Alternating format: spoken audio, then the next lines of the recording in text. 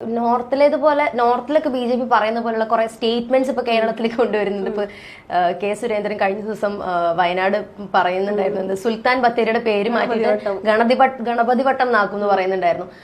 പക്ഷെ അതേസമയം തന്നെ അത്തരത്തില് കെ സുരേന്ദ്രൻ പറയുന്ന സ്റ്റേറ്റ്മെന്റ്സിനെയൊക്കെ നല്ല രീതിയിൽ മലയാളികൾ ട്രോളുന്നുണ്ട്. അതിന് താൻ ജയിച്ചാലല്ലേ എന്ന് ചിലർ ചോദിക്കുന്നു, അല്ലെങ്കിൽ തന്റെ പേര് മാറ്റണമെന്ന് ചോദിക്കുന്നു. ആ തരത്തിലുള്ള ക്വസ്റ്റ്യൻസ് ഒക്കെ വരുന്നുണ്ട്. പക്ഷെ അത്ര നിസ്സാരവൽക്കരിച്ച് കാണേണ്ട കാര്യങ്ങളാണോ ഇത്തരത്തിലുള്ള സ്റ്റേറ്റ്മെന്റ്സ്? എന്താണ് സ്നേഹിക്ക് തോന്നുന്നത്? അങ്ങനെ നമുക്ക് ചുമ്മാ ട്രോളിൽ ഒതുക്കാൻ പറ്റുന്ന കാര്യങ്ങളാണോ BJPയുടെ ഇത്തരത്തിലുള്ള ഓരോ വാഗ്ദാനങ്ങൾ അല്ലെങ്കിൽ കൊണ്ടുവരുന്ന നമുക്കിങ്ങനെ ട്രോളുകളിൽ ഒതുക്കാൻ പറ്റില്ല. നമ്മളെ സംബന്ധിച്ചിടത്തോളം നമുക്ക് അതിനോടുള്ള ഒരു പുച്ഛം അല്ലെങ്കിൽ നമ്മൾ ക്രിട്ടിസൈസ് ചെയ്യുന്ന രീതിയാണ് ഈ ട്രോളുകളിൽ പ്രതിഫലിക്കുന്നത്.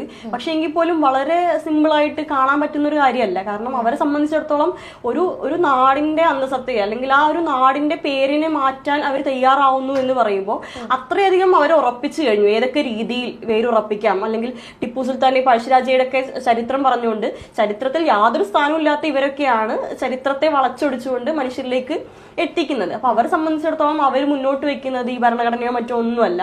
അവരെ സംബന്ധിച്ചിടത്തോളം കുറെ പഴയ മിത്തുകളും അതുപോലെ തന്നെ ചില ഇത്തരത്തിലുള്ള പഴഞ്ചൻ ബോധ്യങ്ങളുടെ മുകളിലാണ് അവർ വേരുറച്ച് നിൽക്കുന്നത്. അപ്പൊ തീർച്ചയായും അതൊക്കെ അത് സ്വാധീനിക്കാൻ കെൽപ്പുള്ള കുറച്ചു പേരെങ്കിലും ഉണ്ട് എന്നുള്ളത് സത്യം തന്നെയാണ്.